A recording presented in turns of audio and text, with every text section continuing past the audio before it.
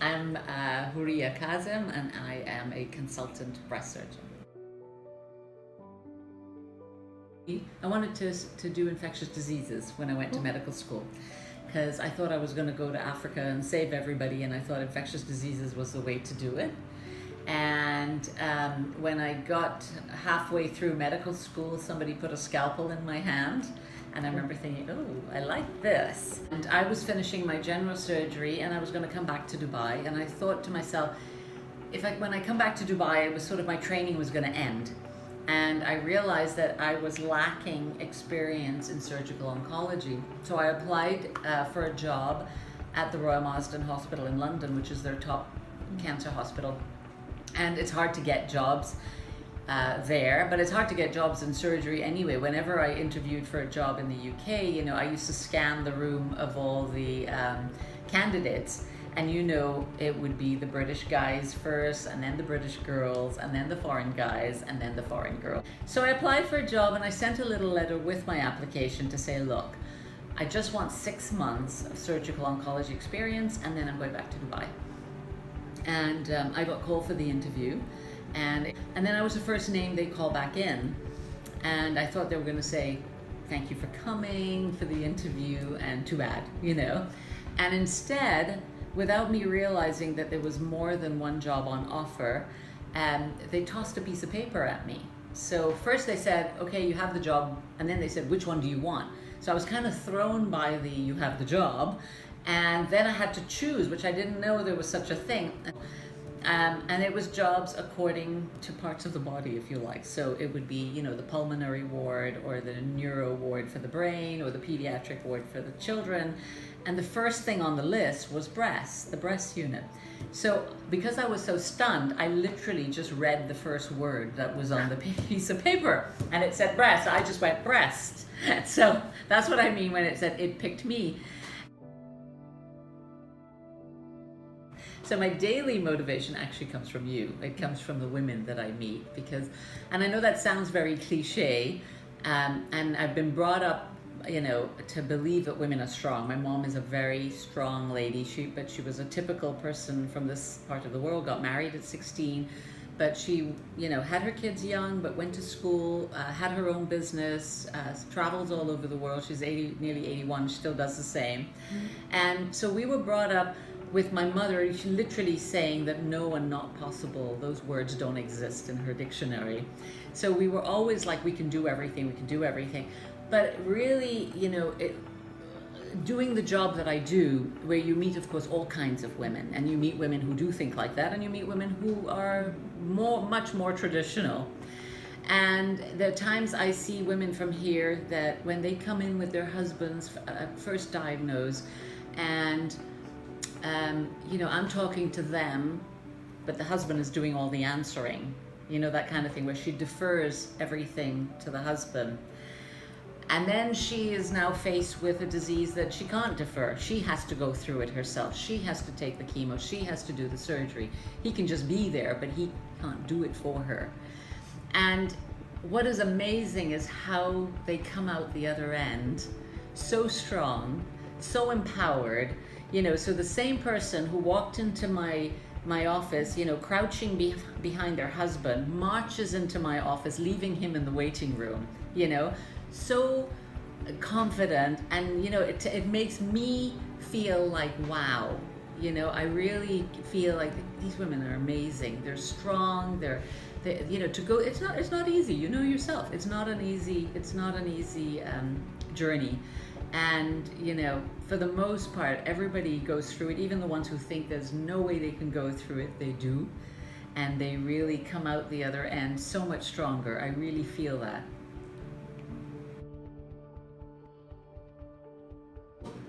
Yes, I started about 25 years ago, and it's definitely different. In many ways, especially from the surgery point of view, we're doing much less.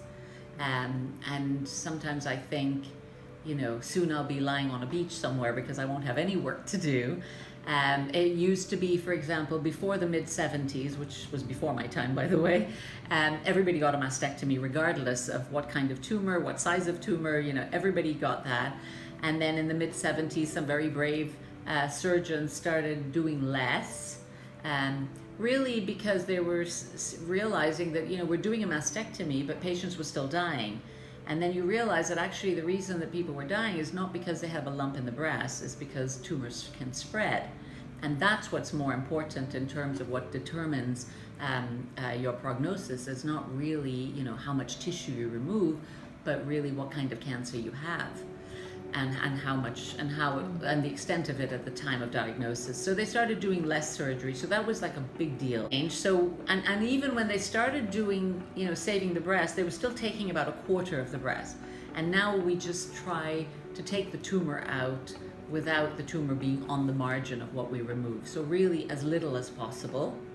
And if we have to remove the breast, of course, as much as possible, we do immediate reconstructions. And I think that has been a big change. We used to do reconstructions with flaps, taking flaps from the tummy or from the back, which is fine. Tram flaps or LD flaps, which reconstruct the breast using fat and muscle. But now, and of course, what that means when you do those kind of reconstructions is you're actually touching other parts of the body that are not involved in your disease.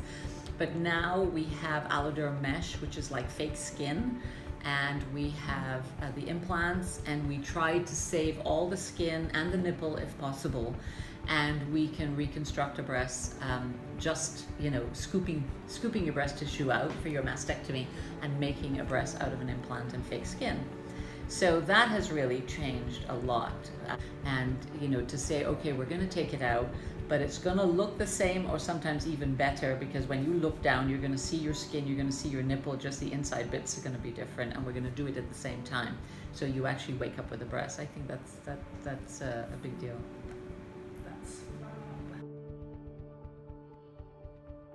Okay, well, I learned, as I told you, that women are very strong. We are strong, and we can pretty much put up with most things. I mean, it's not just the cancer thing. Don't forget, most women, especially here in this part of the world, where the median age of diagnosis of breast cancer is in the mid-40s.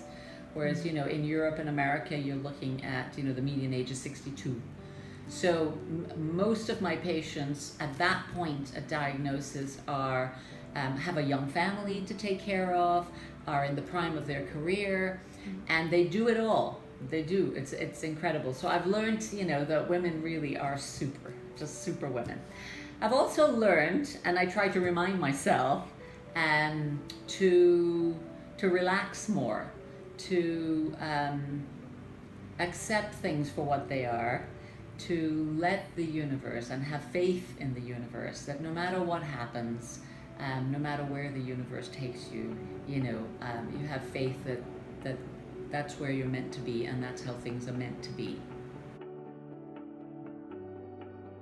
In an ideal world, we wouldn't have cancer, and I would be on a beach right now.